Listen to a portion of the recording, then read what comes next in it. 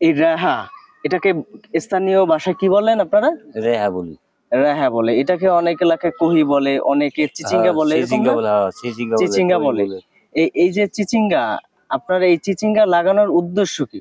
এটার উদ্দেশ্য এটা মনে করেন ওই মালের লগেই একবারই লাগাইলে মনে করেন ওইটার পর এটা আসে, ওটাতে 1 মাসে এইটা মনে করেন 1 মাসের বেশি লাগে, কিন্তু এটা ফলনটা ভালো হয়। এখানে গিরে হইতে এরকম গিরে হইতে থাকে, এটা ফলনটা ভালো হয়, এটা দামও ভালো। আপনার রেহা চাষে আগ্রহী হওয়ার পিছনে কারণ কি? কারণ হলো যে মনে করেন যে ওই লাগাইছি ওইটা পানি জাতীয়, ওইটা যেমন অল্পতেই অনেক পয়সা বেশি পাওয়া যায়, আর এটা বেশি দিলে এটা দামটা ভালো পাওয়া যায়, এই লেগে দুই করি।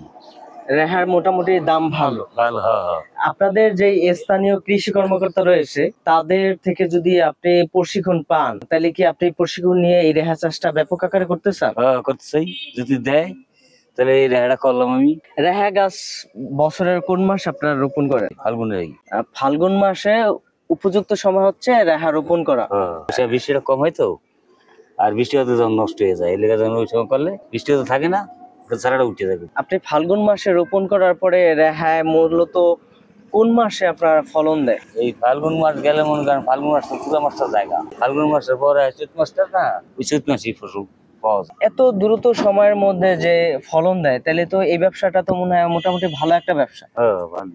আপনার এলাকায় এই রেহা বা কোহি বা চিচিঙ্গা এরকম আর কেউ চাষ করে না, আপনি একাই করেন? না, করে ওদিকে ইয়ে করতো, এখন করে না, কি করতাম না, ওই এখন ইয়ে করে না, ওই আগে করতো, যেমন আমাকে ভাতিজা ওই ইব্রাহিম আলাদার বলে, ওই করে না, ওই করে খালি দুন্দুলি, দুন্দুলি 3টে সাইডে একে দিয়ে যায়, ওই জন্য এলেগা ওইটি করে বেশি। আপনার এই রেহা বা কোহি, এটার চাহিদা কেমন বাজারে? বাজারে এটা চাহিদা ভালো। এটা যে পরিমাণ খরচ হয়, খরচের তুলনায় এটার লাভটা কেমন? লাভটা ভালো হয়, লাভও ভালো।